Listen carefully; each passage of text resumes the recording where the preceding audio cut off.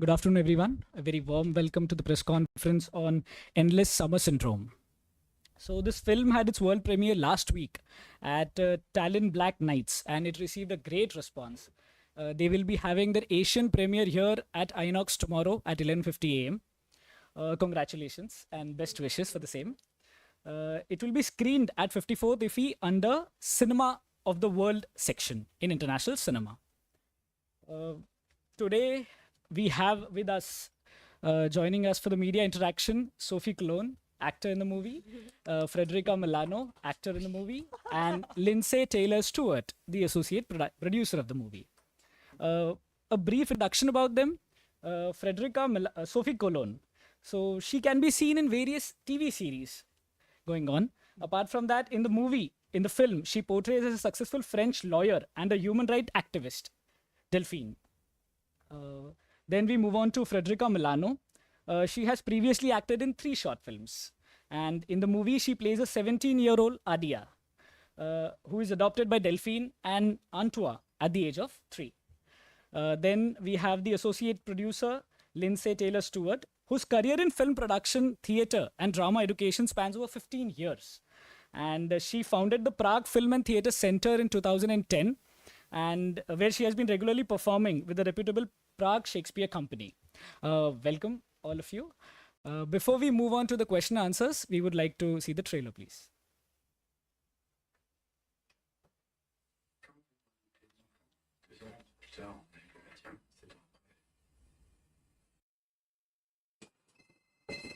Allô?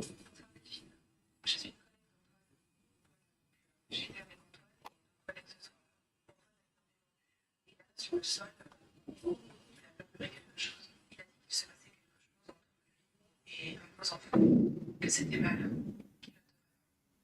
Avec mes enfants? Je comprends pas. Qu'est-ce qu'il a dit exactement? C'est tout ce qu'il a dit.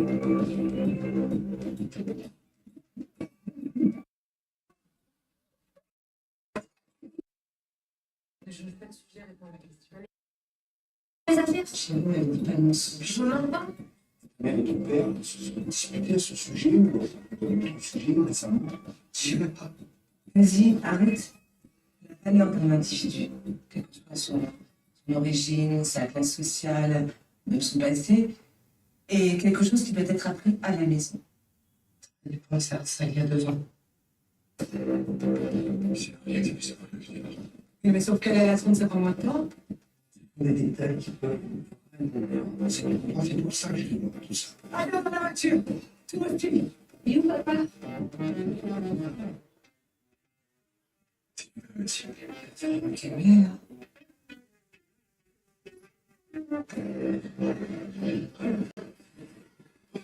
Je comprends pas ce que ça fait. Tu es une citoyenne. T'es un monstre. C'est quelque chose de fou. Franchement, venant de toi, j'ai déjà vu pire.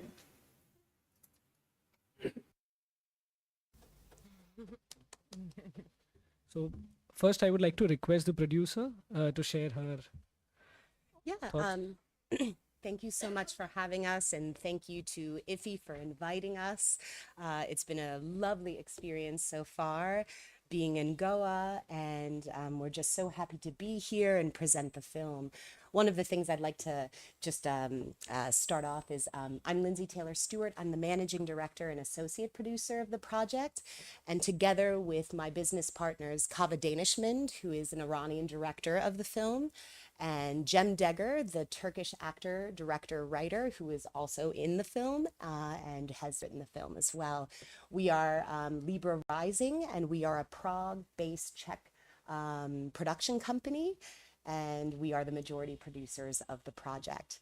So Endless Summer Syndrome is a homage to French cinema, and it was created by an international cast and crew during the pandemic. And it's really an amazing feat of all of these international filmmakers who, during a very difficult time in the world, decided to create this very simple story that has complex and difficult topics regarding familial incest. But we never really mention that in the film. It's all very kind of intentionally just living in the gray area. And the premise of the film essentially is that Delphine gets a phone call at minute 10 in the film, and she is told by an anonymous colleague that her husband is having an affair with one of her two adopted children. So from that moment on, the film becomes an investigative sexual thriller. Is this true? And if so, which of my children? And her reaction at the end is really what is the surprising element of this film. And from the moment that you start, when that phone call happens, the audience is really engaged in what's going to happen. And I think one of the things that the director does so nicely is lets the audience experience that as they're watching the film. There's not a strong commentary coming from the director or the writers, but they want the audience to experience that. So just a little bit of information about the film. It's a Czech-French co-production. Our Czech producer, we have two Czech companies involved in the production, Libra Rising, Kava, Gem, and Eyes Company, as well as IOPost, which is our post-production house, and our fellow producer, Jordi Nuovo, who is a established producer in the Czech Republic. We have partnered up with two French independent producers, Cedric Larvoir and Eva Larvoir. Cedric Larvoir is also the DOP of the film and has, really shot an amazingly beautiful film for, just very little resources. And Cedric and Eva actually got married in the chateau that the whole film is set in. So this film was shot in beautiful Corrèze, France. And we also have partnered with French and UK sales agent, a global sales agent, IFFI, who is also our French co-producer. So we're very excited to go on a year of film festivals, hopefully. We had an amazing experience at Tallinn Black Nights, and the momentum is continuing here at IFFI Goa. And we're just very looking forward to seeing what the audience is going to say about our shocking yet quite absurdly entertaining film. Thank you, Lindsay. So now I would like to throw the stage open for questions.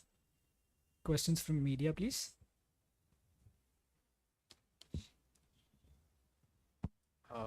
Hi. See, for you, it's a very interesting title that you have chosen for such a film, which explores a bit of gray areas. So, can you tell me more about the title of the film? I wish our director, Kava Danishman, was here or Jem Degger was here to explain the title, but maybe I can let one of the actresses tell you their thoughts on the title. Frederica? I mean, my thought on this title, I feel like it's very poetic, and like Lindsay said before, it's like it's show the beautiful French cinema, and it starts with this very poetic French title. Excuse me for my English. Shame on me. It's very bad. So sometimes Candice helps me. Okay. I think syndrome. That's a problem in the mind. So that's represent maybe also the problem of Delphine, the Delphine's problem. Syndrome, that's a sick, une maladie. A sickness. A sickness, yes. So that explain maybe the movie. I think with the conversations that I've had with the director and the writer, they definitely wanted to shoot this film during the summer in a bright, sunny area with a swimming pool as a very big symbol of the film. And the idea that It just seems like an idyllic summer holiday that just keeps on going, but yet there is a darkness underneath and there is a secret that lies below. And I think one of the interesting things about the cinematography and the color correction of the film is that it is still so bright and sunny, even when there's darkness. I would like to ask Sophie and Frederica, having an international cast and crew, what was your experience during the shoot? During the shoot. Yeah. So I repeat, my English is very bad. So and Kaveh Daneshman, the Iranian director, doesn't speak French at all. So it was my fear, my peur, la peur, fear. Uh, de se comprendre, To understand. to She was understand. afraid. Yes. So, but it was perfect. Laurine était là. The first assistant was here to translate when sometimes there was subtlety in the direction of my character, and finally we did it. Frederica, please. It was also my first international, I guess, project. It was easier for me as I speak English, and so I feel really connected with Kaveh's direction. I really digged into the script because we received it in English first, and we had to translate during all of the shoots in French. So it was a very it was a team building translation between English and French, and I felt really, really good. I actually missed something very important, and I need to say it.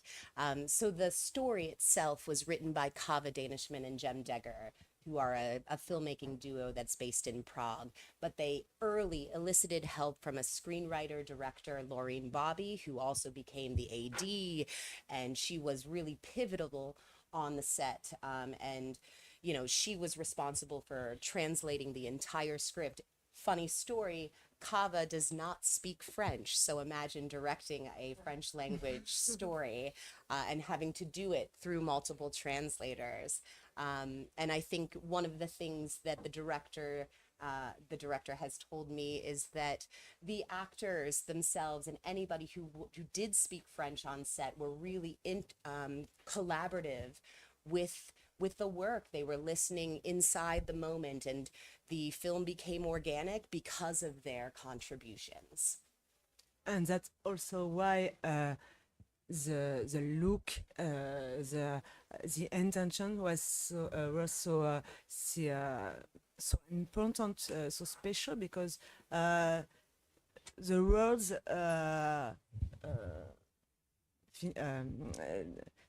doesn't matter. Les mots, finalement, c'est au-delà des mots. Le jeu est au-delà des mots. The play is over the words. No, I hope. I think maybe that it went beyond the language, even though the language was very important to the heart of that French cinema. The story itself and the intentions and the motivations of the actors really went beyond the language, and I think that that's one of the things that make this film so special when it's made by an international cast and crew. A question for you, Lindsay. That the premise that this movie portrays is likely to be perceived differently by different sections of society, by different age groups. So, who exactly is your target audience? That's a really great question, and I think given that there is a theme of familial incest in this movie, it's going to have different reactions from all over the globe. And I think that this is a perfect candidate for world cinema, because we're interested in the audience reactions to this movie. It was very much intentional to have it be shot in France and have it be a French story, for the reasons of the world looking at France and seeing the liberal, open society. And I think that that was really important. But as we've shown it to various different test audiences from North America, France, in the middle of Europe, and now Tallinn, and very interested to hear what is going to happen in India. I think it's important that the audience and their reaction that their reaction is what will inform us of how the film is perceived, and it will be surprising to us too, I think. One of the things that we have noticed is when we've shown the screener to industry colleagues or our test audiences, they all say it was a well shot movie, and they go away, but then we get phone calls, we get emails saying, I cannot stop thinking about this film.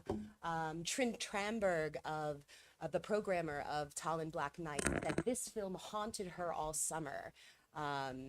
It is a film that you find yourself analyzing the actions of the characters in the movie, and questioning whether or not that was the ethical, moral thing to do, or questioning why they decided to react that way, and questioning what the director might have meant by making this film. So I think that dialogue is what makes this film just such an excellent candidate for film festivals all over the globe. This is not a film that they decided to do to make a commentary on family incest. This was a film with a very simple storyline that was easy to follow, and it is a thriller, and it engages you right away, and it allows you to make those controversial debates within your head as you're watching it. So that's my answer. So, Sophie, what do you hope audience will take away from this movie? I hope you'll come tomorrow to see our movie, us, to see us. Our movie. Yeah, no, but because it was really exciting and stressed for me, because I discovered the movie last week, in the same time the viewer at Tallinn. She saw the movie for the first time at our world premiere. We kept it secret. I was like this, and that's really surprising because that there's no moral, il n'y a pas de morale, dans le sens où comment dire, c'est très difficile pour moi d'expliquer. J'espère que vous allez ne pas vous arrêter à une histoire d'inceste. I hope you won't stop at the incest story. This is over that. This is how a woman who built a family try to build a great family and a world for her world is collapsing. Yes, and this is the way of this woman, and yeah.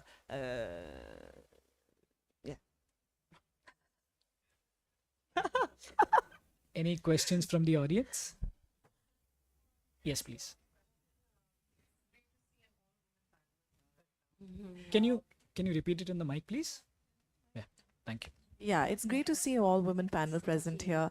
My question to the producer and the actor as well, how essential did you see that such stories need to be told? I can start. one of the things that thoroughly impressed me, because I was not on the production set. I came on board later when Jem and Kava showed me the rough cut. One of the things that impressed me first and foremost was that they centered the story around the matriarch, and that the matriarch did and acted in ways that was unexpected, and that she has the power in the family. She makes the money. Even the daughter is unexpected in ways, and I think that they've written and collaborated together as a group to find dynamic, complex ways of showcasing the women characters here. So kudos to the director, and kudos to Lauren Bobby, who I'm sure had input in this.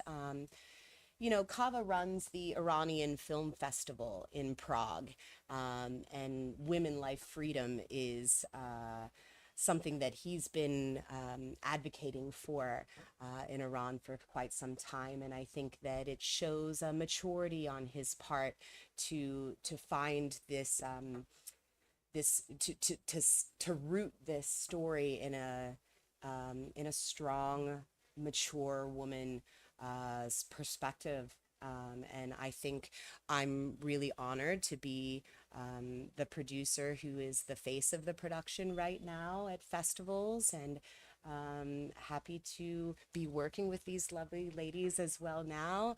I think that there are many strong women who are in this production, from the production designer, Jennifer Margaret Bailey, to the screenwriter and AD, Lauren Bobby. We have a woman gaffer, Jessica Radlowski. Please don't butcher that name for me. But yeah, there were more women on set than men in this. But it was directed by a man, but a man with sensibilities.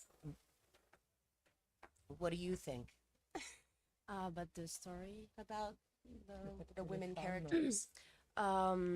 yeah, like the lead role is run by a woman, and I think it's also good that it's not run by 20 years old woman like we used to see in Hollywood. You know, we can see a mother of a family who's running the family, and she's managing everything almost.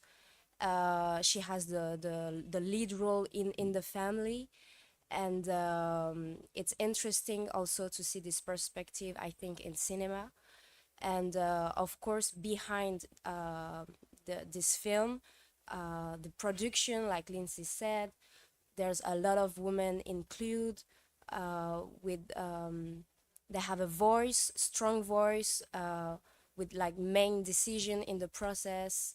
So I think it's something that we don't see that much, especially in this industry. So it's very good. Like, I hope others will take our example. We were even talking in the car about your character last night and how she was different from other women characters at your age you've been getting. Yeah, and the fact that my character, she brings something very light and fun in the film, and she's not just beautiful, sensitive, and strong. You know, most of young role, the girl has to be beautiful, sensitive, and strong. It's way more than that. There's more complexity around this character, and I felt very interesting to dig into this character with a lot of complexity other than her beautiness and shows as a strong woman, you know. Her character is really integral in the story, and she harbors secrets as well. So I think that that's refreshing. So there are a lot of elements in the movie and a big surprise, right, in the end, which they would like to reveal in their premiere. So on this note, I would like to conclude this press conference. thank you. We would like to thank Thank all the you. panelists, all the And friends thank from the you media. for your greatly welcome. Oh, Yes, thank so you glad. Yeah. Thank you so so much. much. Goa. Thank you you. for your So hospitality. Goa is Yeah. beautiful and colorful, and we're just so happy to be here. Yes. Thank you.